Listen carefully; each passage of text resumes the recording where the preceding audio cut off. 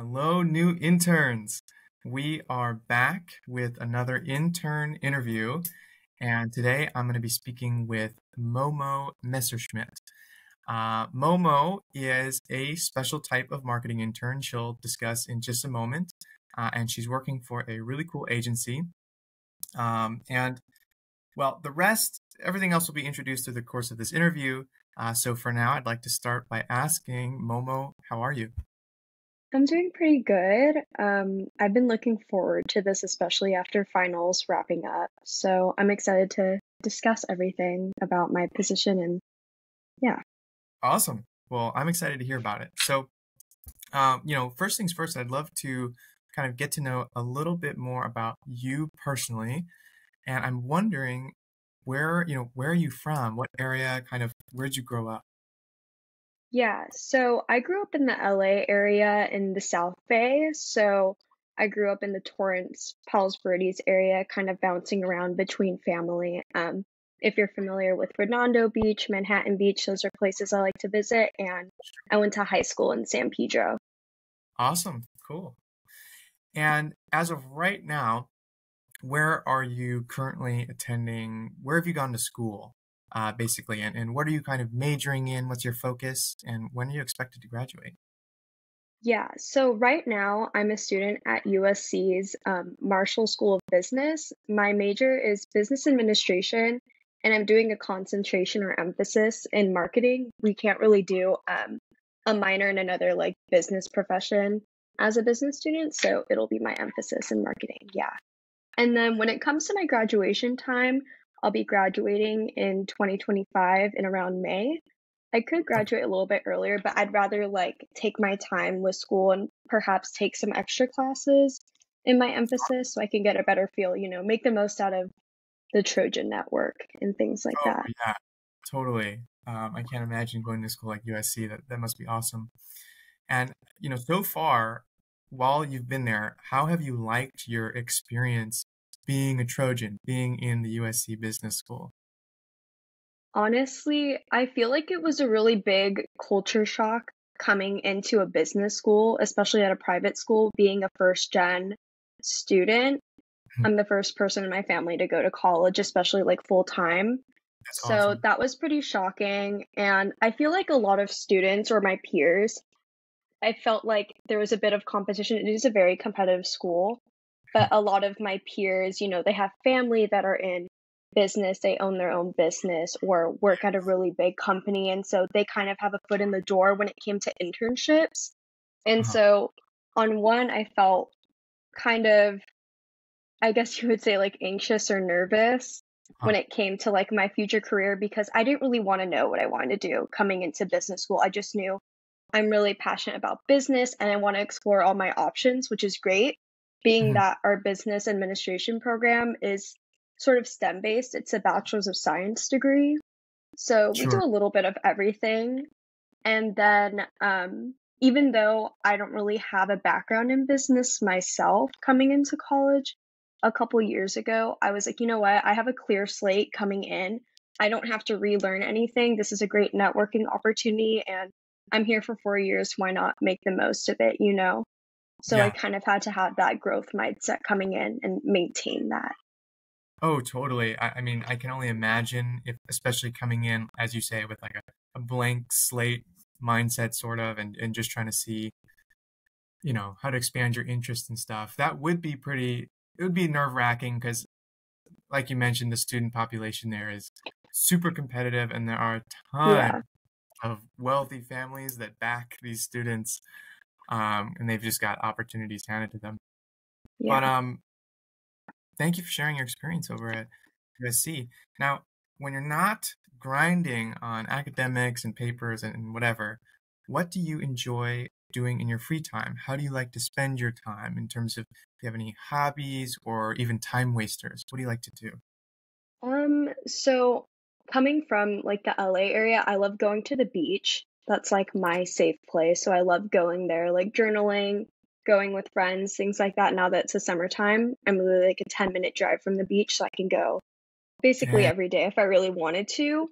But I would say that on the side, not necessarily a side hustle. I really just do it for fun. It's a hobby. I do content creation on my own on TikTok sometimes. And it Cool. kind of like leads into my internship as to why I was interested with working at Yeah. the influencer marketing factory. But I just love the idea of creating content for fun for once, two, testing out trends to see like, can this actually go viral since it's Yeah. trending right now? And then three, like kind of saying, what are people doing and why?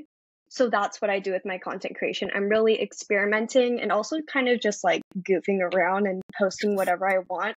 I have no intentions of going viral on purpose or like having this Sure. huge following and just doing content creation full time. It's really just for fun and it helps me have a personal, more like an influencer perspective in my work besides the business side of things. And that's what I really love about doing content creation on my own and working at an agency. Yeah, so you're really killing two birds with one stone by you're literally having fun doing content creation, but it's actually kind of helping you learn about the field and just your experience with it. Super Yeah. awesome.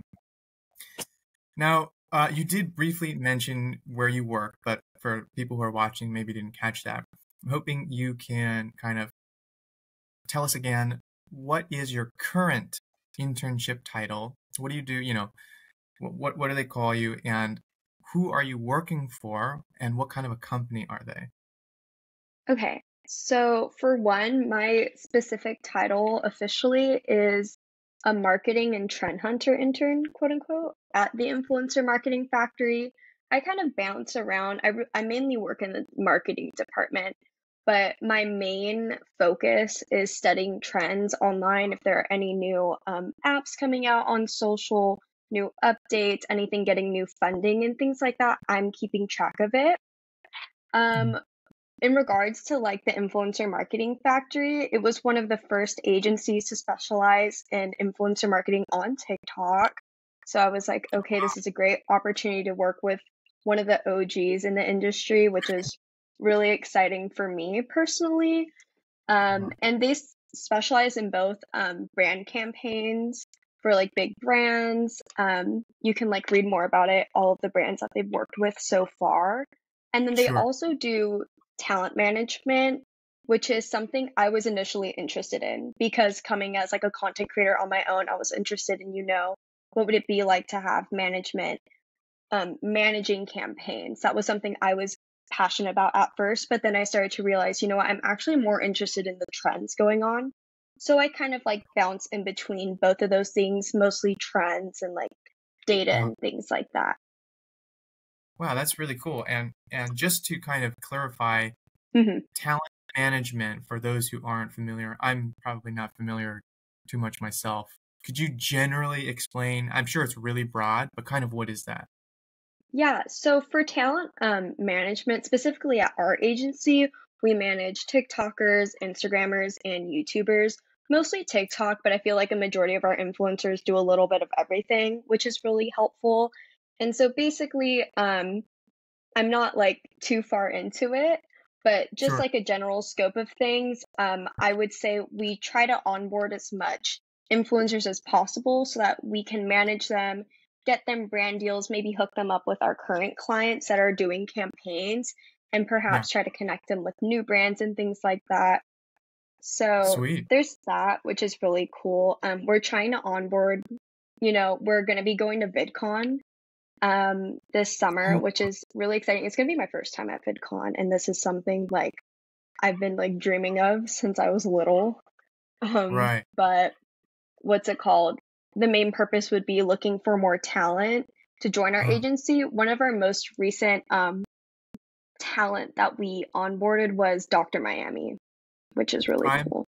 I am sure he is big, but I personally am not familiar. Yeah. People who are watching probably I'll have to search him up later. Dr. No, he's Miami. pretty funny. He's on TikTok, but yeah, that's basically what talent management is. It's kind of straightforward, but it really depends what platforms you're looking at, what the demand is, and how they need our help from our agency.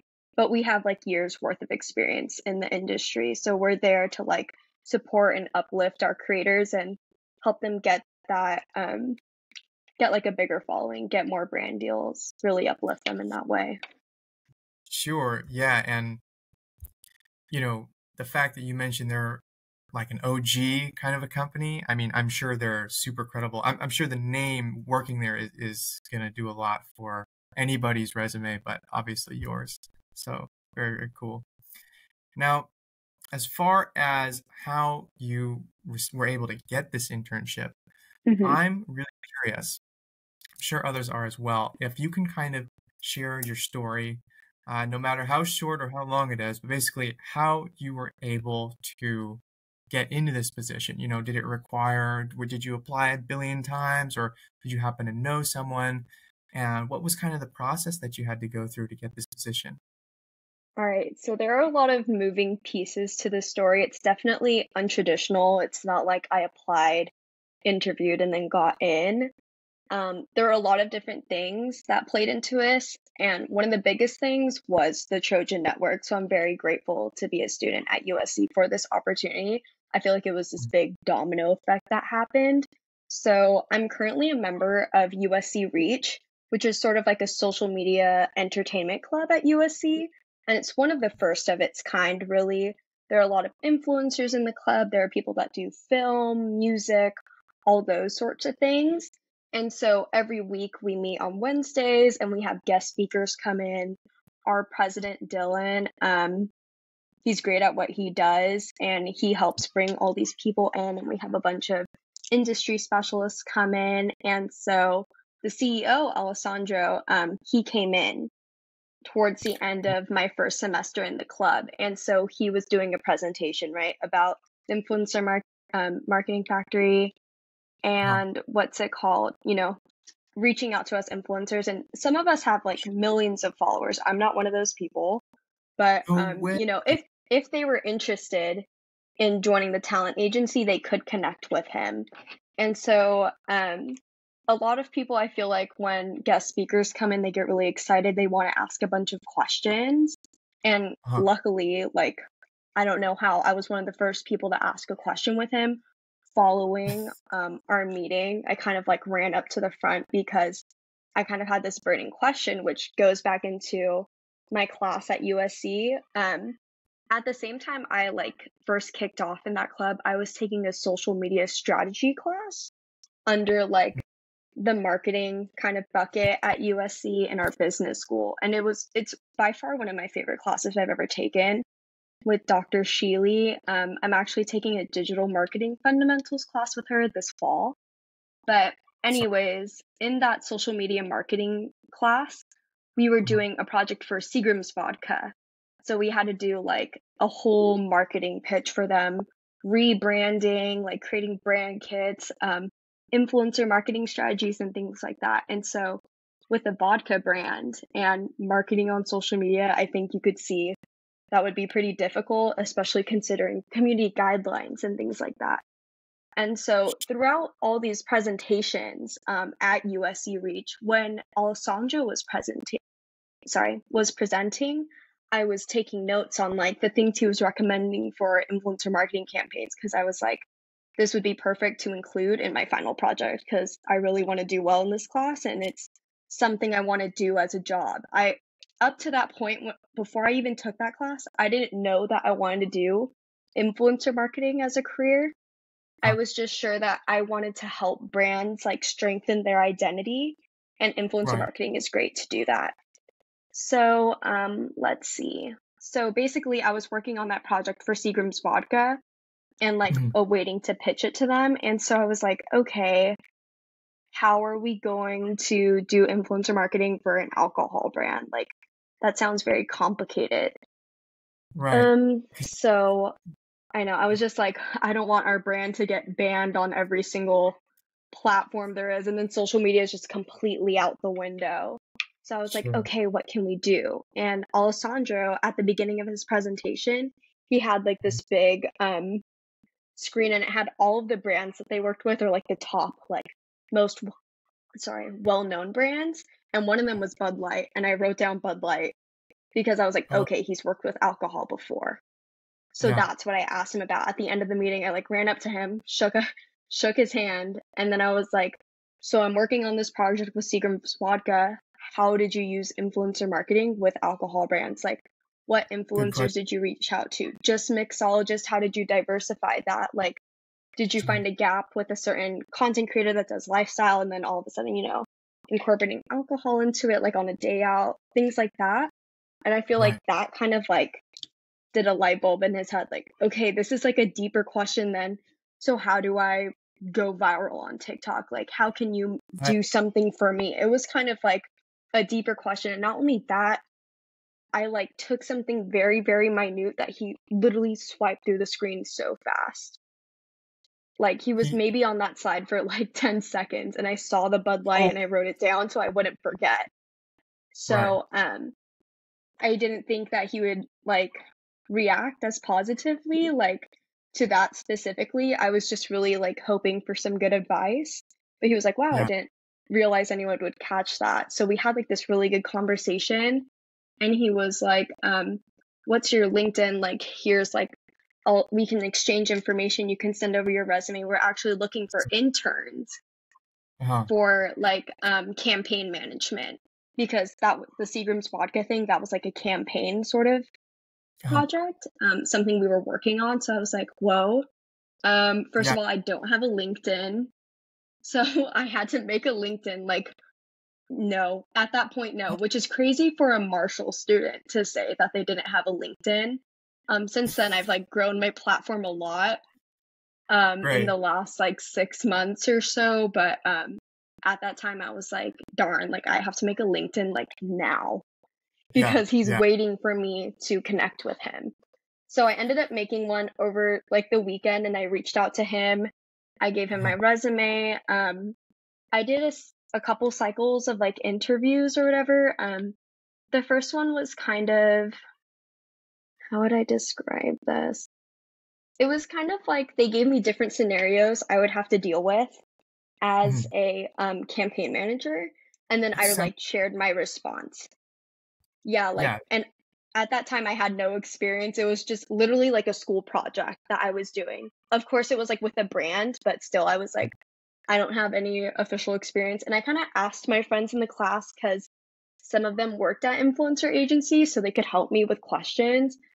But I was Yeah. like, I don't know if I'm going to be able to get this. And so we ended up doing the interview. Like, they liked my responses a lot, but it kind of fell through because of scheduling. And I didn't hear back from them for a couple months until, like, I would say late January, early February of this year. And it was Uh, Alessandro who reached out to me again. And he was like, hey, like, how are things going? We're looking for a new intern, like, so on and so forth. uh, And so he asked to like hop on a call with me to see if I was interested in what he had to offer because at the time I was really busy. yeah. And of course, with the first internship that fell through, it was because of scheduling. Like campaign management, you have to be like on it, like working almost full time. Like I couldn't do that. Right. So we hopped on a call and he kind of like overviewed what the position would be like, Mhm. researching the news, getting back to him, working on like marketing projects here and there. And I was like, okay, this sounds pretty cool. But the whole reason why the first internship didn't work out is because of scheduling. I'm a full time student and doing like a STEM business degree is not the easiest. And working at the same time for an internship, I was like kind of nervous about that. But then again, he hadn't posted the internship anywhere online at all. Like this was all just up in the air. Got to you first. Yes.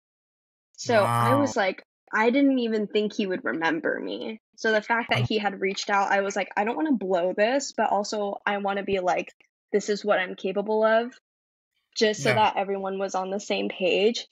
And this is actually like one of the best positions I would say that I have ever worked. Like ever, like this is like my first internship off the bat. It ended up working out. And so basically, I kind of work on my own schedule, not really. Like I usually like log on, log off at the same times every day, but it's kind of like I'm working on things on my own. I just have like daily tasks I do. Yeah, and it's since it's remote, I feel like that's very helpful, especially since I'm working full time. It's super, super flexible, which I really, really appreciate. And I also like that it's so personable. Like, of course, like the people I work with all the time are Alessandro, the CEO, and Mhm. then Emily Brooke. She also works in like marketing management, and they're super cool. Like, I really, really love working with them. And She's another supervisor you have? Is that what you were yeah, saying? yeah, yeah, yeah. I work with them the most. And so we're like talking every single day. They ask me how school is going. When it comes to the news, I report to them. They're like, hey, like, there's this new feature on this app. Let's all go see if we have it. Or like, how does this work? Like, what did you guys think of this? It's like this ongoing dialogue every single day. And of course, the tasks I do, they may be a little bit smaller and it's kind of more diversified for me. We all have like bigger projects we're working on, so they might not be able Sure. to get back to me as soon. But I feel like the flexibility is something I really appreciate. And the whole story of how it happened, I was just like, wow, like I can't believe that this opportunity sort of like fell in my Yeah. lap. I was really, really grateful, and it's the best team I've ever worked with. Well, after hearing that, I have a few things to mention, but first, I was engaged the whole time. That is not the typical way that I've heard people get internships, but I feel like this way is the coolest. And you totally earned it. I mean, sure, some people, you mentioned it was kind of an opportunity that you received through your school, but not really. You earned it. You just happened to come across the CEO of this company at that presentation. And yeah, I liked how you weren't trying to create small talk necessarily. You were just genuinely curious on his opinion for something related to your class. And obviously, he understood that. That is the coolest thing ever. Thank Um, you. and I can't believe that you have students in that club in USC Reach with millions of subscribers. That's insane. Yeah. Seriously. It's extended to UCLA now too, but USC was the OG for that. It's really cool. Did your school? Um, it was I don't know who exactly started Reach, or I don't know the specifics of how long it's been around, but Mm, it first started at USC, and then this year we were able to extend it to UCLA because there are some big creators at UCLA. I don't know all their names or all their details, but we're actively trying to expand it to other top universities and things like that. If they have like a need for it, like if there's like a demand. that's awesome. And so, for this opportunity, I understand how you were able to receive it, and also what he saw in you is genuine interest. Um, what do you feel like you were applying? What kind of experience were you applying to this role with? And applying in quotes, because obviously he reached out to you. It wasn't like through an application. But I mean, what do you feel like you were bringing to the table, so to speak? Um, so like when I was like applying for the position initially, like things like that, or So when the CEO reached out to you, hmm yeah. excluding the initial opportunity that kind of fell through because you were busy, hmm um, basically, what you're obviously interested in influencer marketing, hmm um, but and you mentioned you hadn't really had internships prior, or at least on your LinkedIn, I don't see any. Yeah. What This was my first official but you internship. mentioned content creation is something that you've worked on, so I'm kind of Yes. wondering, is there a portfolio you kind of had to show him, or besides telling him that you were interested, is there anything that you had to describe, any experiences that you had to describe that you've done that make you qualified for the role? Well, something I had in my original resume, I kind of talked about in depth, my role in the Seagram's vodka campaign, or like for that class project, and my leadership role in that. And then also as a content creator, Zenly has like closed. It was owned by Snapchat, but it was kind of like similar to a Find My Friends Life 360 app. And so I Yeah, was a brand ambassador for them. And so on the side of like content creation, I was also helping them with getting a better understanding of who is their target market, like what are people doing on Zenly, like what are they really using the app for, like how can we reach out to them, like are there any current trends that would be great to include in a campaign and things like that. and like Mhm. shooting advertisements for them. So it was more on like the influencer side with my Yeah. experience, but I feel like what really stood out to Alessandro was that I was specifically interested in exploring more trends because Mhm. that's really the background of why I post what I post on TikTok. Besides, like wanting to do something out of my own Sure. interest, a lot of the things I do post are because I see a trend and it's blowing up over the course of a few days or like a week. And I Mhm. want to see if I can replicate it and see the same sort of numbers Yeah. and how much production goes into it and it does well, or like what sounds are trending and why, and like because of this, like what influencer like blew up. I feel like when he heard me talking about that, that's what Yeah. kind of like struck a chord and was much more interesting. When he offered this position I'm in right now, he did not ask for any extra information from me. He just wanted to hear like the yes or no. Yeah. Wow. That's kind of like everybody's dream would be to have that happen to them. And I was like, Uh, I really don't want to have to rewrite my resume right now. right. Well, huge congrats to securing that and being around 4 months strong, I believe, in that role, somewhere around there, right? Yeah, around 4 months. Solid. Now, this is one of the most important parts of the interview, which is I'm hoping to learn more about what you do in your role. And you've spoken about Yeah. it briefly, but if you can kind of reiterate, an overview of what your position is, and I love details. Some people think that mentioning parts like, oh, well, I do data entry. Some people try not to include that because they think it's boring, but I would love to hear kind of an overview of your role in its entirety, how it works, your day to day, stuff like that. Okay. So I'll start off with the more like day-to-day things I do on routine. So every single day I start off the morning with sending a news bulletin to Alessandro and Emily, who are the people I work with the most. And so that bulletin consists of, each bullet is a couple sentences, or I like send a link to an article about things that are happening in e-commerce, in influencer marketing and things of that nature. Some days are a bit slower than others, but there are a lot of new updates coming out with like Meta and TikTok and things like that, and Snapchat having new AR features. Mhm. So all of those things are very interesting to us, and we're trying to study those to see, where is there a gap for influencer marketing? Like, how could this benefit influencer marketing? How could this benefit our brands? So that's what I do every single day. I send them that bulletin first thing in the morning, and then I spend a few hours reading through my emails, reading through different newsletters, reading through LinkedIn, collecting all of that information and data for them to share the following day. And Mhm. then at the end of the week, I kind of narrow down. Today is Thursday, so today is usually the day where I like have like a final outline for it, but I help write our LinkedIn newsletter. It's called Oh, Spreading the Influence. Yeah, wow. so we usually pick about like the top 3 or 4 stories every week that are going on in the news, and then we do a LinkedIn newsletter for that.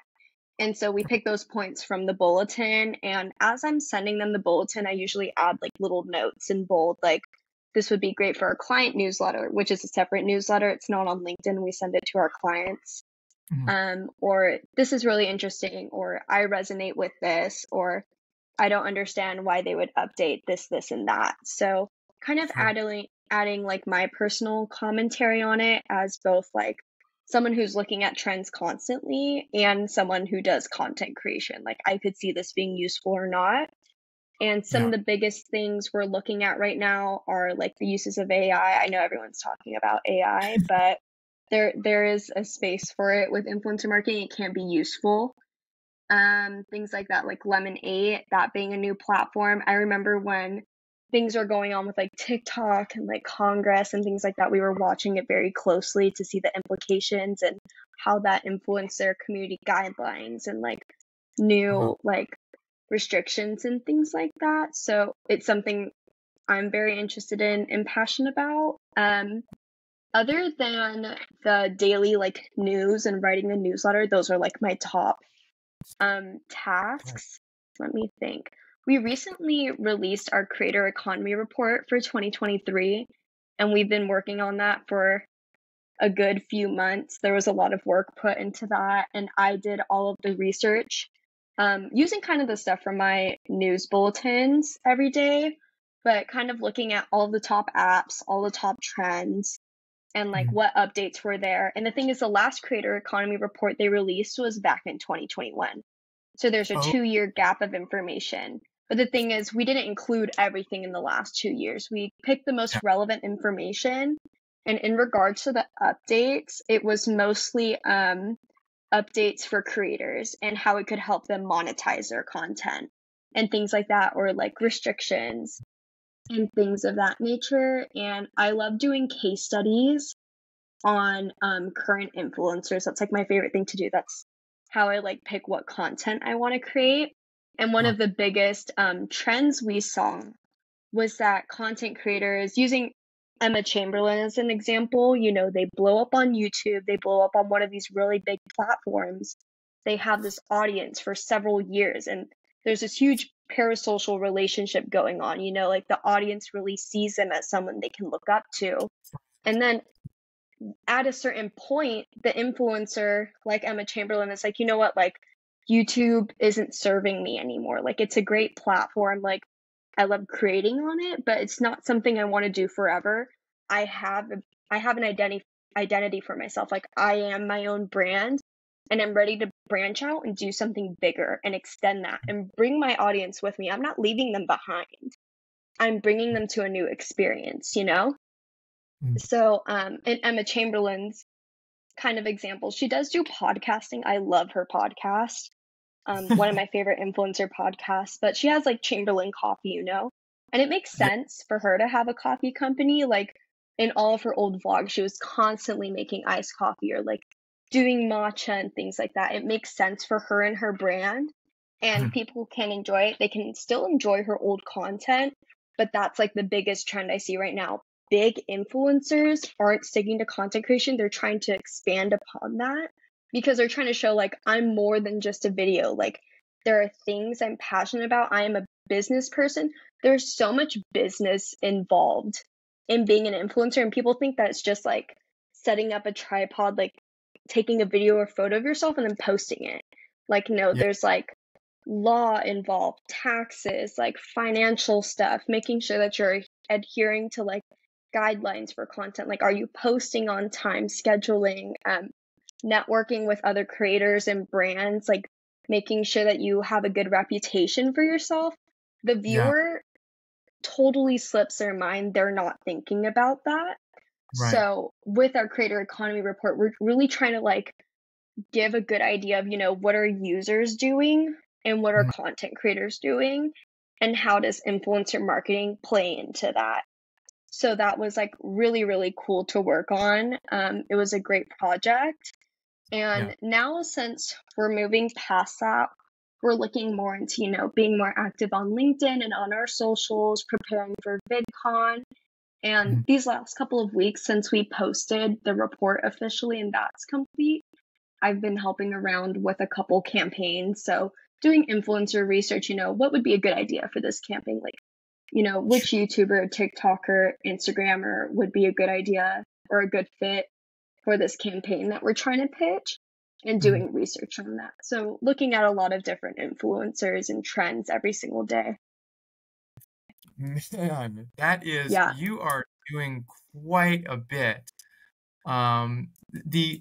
You kind of casually explained an enormous insight about influencers that you've learned through, I'm assuming you mentioned what you were talking about with Emma Chamberlain, and that you're Hmm. finding with different influencers kind of taking their audience to different platforms and expanding. That was something that you kind of learned by doing I'm sure multiple case studies and research, right? That Yeah. was like an emerging, okay. And you probably have different types of those emerging insights happening all the time with the amount of information you're consuming. Um, wow, I'm really, really impressed. And it sounds like you've been incredibly helpful for them because that is not easy, at least in my opinion, um, having to, reading through all the different types of news and kind of sorting out what you feel is valuable and relative to the company. It's a lot of work. So very impressed. And normally I have a lot of questions after someone kind of explains their role to me, but you explained it so well. I don't feel confused at all. And I think that was good. Yeah. I am Nice. curious for the creator economy report. Hmm. Uh, I am curious how long that kind of took to make. And I know you said you helped with the research. Was this a project that Hmm. spanned like a year and you came in for like the last third, or did it start while you were there? What was kind of the timeline on that? So the timing that they onboarded me, I feel like the first week was more of like orientation, me getting to know the company and what I would be like adjusting to like the new routine. But then Yeah. I think like the second week into the internship is when we introduced the report. And we were Oh, like, okay, like let's discuss like we have this report that we want to complete, like you would be a great help. And it's something that I was interested in and already working like on complementary information for. uh-huh. So I would say off the top of my head, it took about 2, 3 months. And Wow. a lot of it was like collecting that information, kind of like filing it down, seeing what Mhm. worked, what didn't, reaching out to a bunch of industry professionals. That took some time conducting the survey, and a lot of statistics were involved, but luckily I was Gee. taking a stats class this semester, so that helped. But also, I feel like what really helped me during this entire process was that I didn't feel like I was alone. Mhm. Like coming into the internship and when Alessandro was pitching this position to me, he like let me know straight out. He was like, internships are learning opportunities. We're here to support you, especially since this is like my first internship in this industry, like internship at all. Yeah. He was like, we're not going to give you mundane tasks where you just like click a button and then you're done, like all these like little measly things. Like Mhm. the work I have is gonna have value, and they're not gonna like force a bunch of things onto my plate. They know that I'm a student, and if I don't have time to work on something, that's completely fine. We can find someone else to help. Oh, that's And perfect. when I'm working on a task, they're there to help me whenever I need them, or there's someone else that can help me. So throughout this entire process, I feel like I was pretty independent in collecting the information. But if there was something they needed me to do, they would go out of their way and make a tutorial for me. Like literally, Alessandro, when we were going through some of the data, I was having a little bit of trouble organizing it. Mhm. And he sent me a tutorial of how to organize part of the data, and then I did the rest of it. And I was like, in Wow. what work setting do you ever see a CEO helping an intern, like Right. making a video tutorial, going out of their own way to help some? Like that takes time. Yeah. Even though the video was a couple minutes long, like he didn't have to do that. He could have expected me to already know how to do that, like coming into the internship. But no, like they're constantly helping me, reaching out, like checking in. It's not Mhm. even like checking in on just work stuff. Like they do check in on personal stuff too, which I really appreciate.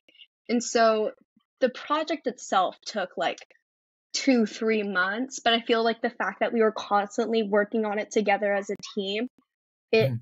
really flowed pretty well. And the only time we saw any sort of like traction or whatever was when we were waiting on responses from other people. Like there wasn't really anything we could do when Oh, that you're was waiting just for someone else to respond. Like that was the only like sort of slow spot. But uh-huh.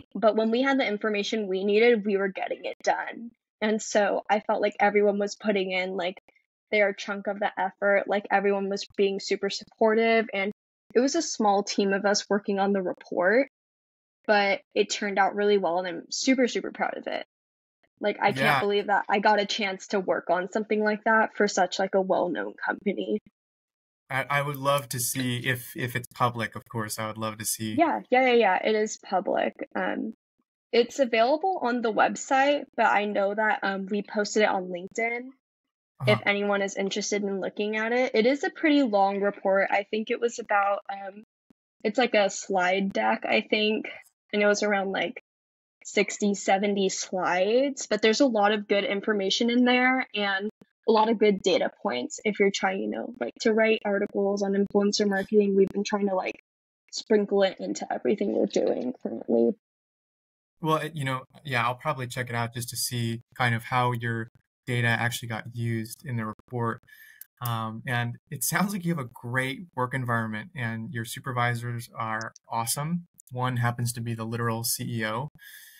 Um, I'm, you didn't seem very frightened by the amount of data you had to collect and sort. That's something that sounds very daunting to me, but I'd imagine to a lot of people. And it sounds like you kind of just like were assigned these, it sounds like you utilized this data and it was just kind of like whatever because you knew it from your classes. Is that kind of, did you not have, was your learning curve kind of like not so steep? Were you able to just catch on to it really quickly As when it with, came to data mhm, specifically? yeah, with data, I feel like our whole conversation has been going with me, like getting the internship in the first place. I feel like everything was timed perfectly. Like the internship happened at the perfect time, perfect, you know? And then me working on this data stuff, the fact that I was already in a statistics class where we were working with similar data and kind of organizing it into like charts and data tables and things like that was also perfect timing because some of this data took a while to organize. And of course, like our report, it's not going to be one super long like table and you have to like scroll through it and like do all the math on your own. Like we did all the statistics as like a group, mostly like me and Alessandro. And some of the formulas we were using to like organize the data or like compare different values, those formulas I actually learned in class. So I Wow. feel like my learning curve wasn't as steep. Yeah. I had a lot of help, so I wasn't as intimidated Mhm. because once I like realized what I was doing, I was like, oh, I can do this. It doesn't seem too difficult. It was mostly just tedious and like kind of like making sure, is this like data correct? Like, am I using the right labels and things like that? Because we're going to post this and people are going to post this in articles. I feel like that was what was more daunting. I was like, I want to make sure that That's everything intimidating. is labeled correctly just in case someone posts this and then we're like, oh, like those numbers are actually switched. So I think that's what I was checking the most, not necessarily organizing the data because I had a lot of support there. Sure. And were some of these data sets that you were working with, was a lot of the collection things like um were you dealing with a lot of like comparing company revenue? Was it a lot of researching internal statistics or like external? Were you tracking likes and comments and shares on posts? What kind of, I'm just personally curious what kind of stuff you were tracking or using. Yeah. So we weren't tracking specific companies or anything like that. Those KPIs you're talking about, like the likes, comments, follows, and things like that, that's the sort of data we're looking at when planning campaigns to see Mhm. which influencers would do well, like what are our targets, like what do we want to make sure we reach. For the creator economy report, some of the data that we were looking at for the users was what is your favorite platform for live streaming? What type of content are you consuming? Do you Mhm. tip creators? Do you subscribe to exclusive content? How much are you willing to pay? Have you ever, one of the big things, like I was talking about, was influencers starting their own businesses. So I had pitched that we ask, have you ever purchased an influencer product? Not like a product they're advertising, but a Mhm. product or service that they are selling themselves. And then what type of product or service did you purchase? So that was really cool that I got to like suggest some of those questions. On the creator side, we kind of asked them, how do you monetize your content? Do you use AI? And if so, how? Because that was an ongoing discussion. Like, how can we use AI as a marketing company, or how are influencers going to be using it? Can we like recommend anything? So kind of like learning things there, and also how long have you been an influencer? How much money do you make on average per year? Things like that. Kind of tracking the growth of the influencer marketing industry and seeing how much the value has grown and if any updates to like certain apps or trends that are going on have influenced that. It sounds like you guys did a lot of like your network is large enough to where you can do polls and Yeah. poll your, okay, so is that's where a lot of your data came from, obviously then. Yeah, so we did some polling. We ran two separate surveys, one creator survey and then one user survey. And Mhm. then we pulled from our network of industry specialists, like people that were big names, people that we used for our podcast, some like industry friends to get some exclusive quotes. And Yeah. some of those people, like a good handful of them, were people that we featured on the podcast, which was super cool. And I got to connect with them as well. Wow. So it was really interesting to hear what everyone had to say and also people responding to the report and if they have any additional information to like have a bigger picture. Very cool. Very cool. Thanks for explaining that and educating me. um, I kind of want to get your final thoughts on your whole Yeah. internship experience before we um, wrap it up. But do you feel that your kind of your future career, maybe your next job, whatever that is your trajectory more known now that you've been doing this internship? Is it more solidified in influencer marketing, or do you think you want to branch out to something else? I feel like as of now, I do want to stick with influencer marketing. I want to stick with IMF, like, period. I really like it here and I'm hoping that I can stick around. Uh, Um, I feel like the internship is very non-traditional. Like, um, I was talking to Alessandro about this before, and when we like first were discussing like the terms of my mhm. internship, and he was like, this is going to be long term. Most internships are only like 8 weeks, 10 weeks. And we were looking at like several months of me Yeah. working there and hopefully longer. So I feel like it's more of a part time job than an internship, which I enjoy Mhm. because I feel like if you're staying at an internship and working on only one project, it feels like taking a class. Whereas this feels like true work experience and I'm like connecting with a community of people and like building my network and things like that. So I do see myself staying in influencer marketing, hopefully with the influencer marketing factory. Huh. If anything, I really like the idea of like becoming some sort of like a marketing or like branding consultant. Yeah. Coming into USC and like starting off my degree, one of my first classes was organizational behavior and leadership. And we did a Mhm. bunch of consulting projects in that class, which I really enjoyed because yeah, I like the idea of going to a company or going to a firm or what have you and like Mhm. seeing what issues they're having and solving that for them or helping them like work together better as a team, Uh-huh. but with the marketing, which is Sure. something that I really enjoy, or like social media. So going to a brand and being like, there's this really good trend going on, or you guys aren't doing as well on social media as you'd like. Like, let me step in and help you and guide you on the right path and make you Uh-huh. feel empowered as a brand to continue doing it on your own, That would be and like looking at different industries and things like that. Cause I don't like the idea of being hunkered down to one specific niche. And I think that's mhm. why I don't see myself being a full time creator because I just can't like stick to one thing. I like too many things. Right. But with influencer marketing, we have so many different influencers. So Uh, I feel like I'm getting a little taste of everything, which makes it really exciting for me and it keeps me engaged. So that's why I like influencer marketing so much. well, I'm crossing my fingers that you're able to, maybe stay full time ideally. But you definitely don't need any of my luck to do that. It sounds like you're doing a good job and that they recognize it. So, yeah. And last question. It's a very, very important one. Okay. Do you, Momo, have any advice, any solid advice that you can give, students who are looking for internships as to, what's the best approach to what should they be doing to get an internship or, even a position similar to yours, or what should they be doing in general? What would you say? I feel like one of the main reasons why I got this internship in the first place was because of, I would say, building a relationship with who you're asking the position from. I feel, Mhm. or I would say another way to say it is just like making relationships. I feel like when you're trying to look for an internship, you're really worried, like, I need to build experience, like, this is something I'm really interested in, like, apply, apply, apply. But it's like, if these people see you applying to a bunch of different places, it's just like, okay, well, you're not really that interested.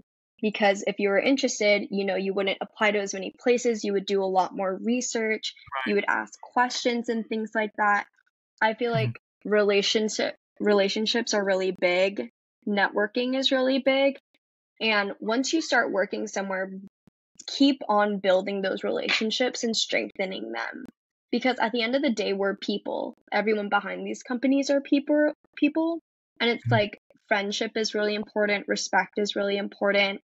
And don't think of it as how can you serve me. When you're applying for an internship, you're bringing your skills to the table. And, of course, you have things that you need.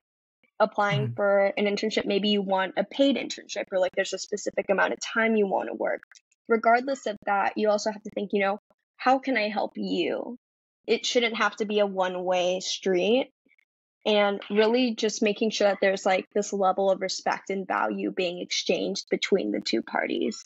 And of course, being first gen, I know Uh, a lot of first gens out there are really nervous, but if one internship doesn't work out, it's not like it's a permanent job. I mhm. feel like there isn't as much weight on it. And I know some people that do a different internship every single semester. So it really depends on what you're interested in. Just do what feels right for you, but make sure that like you are your person and you're having conversations and you're bringing value to the table. And of course, like being authentic. I think being authentic is number one. I love that. Solid, solid advice, Momo. Thank you for sharing that. I appreciate it. If anyone is interested in learning more about the Influencer Marketing Factory, and of course, learning more about Momo and maybe even asking her a few questions, I'm sure she'd be happy to field any Yeah, of your questions over LinkedIn or something like that. And if there are any other links that yeah, she'd like to include, we will put those below. But her LinkedIn will definitely be open. But $100%. we'll wrap up here, and I want to close by saying, I thoroughly enjoyed hearing your story, both how you were able to get this internship and what you currently do in it. It was super, super engaging. So thank you for sharing. Thank you for being here. And, I'd love to stay connected with you, Momo. Thank you. Of course, yeah. Thank you. All right. Take care. Thank you.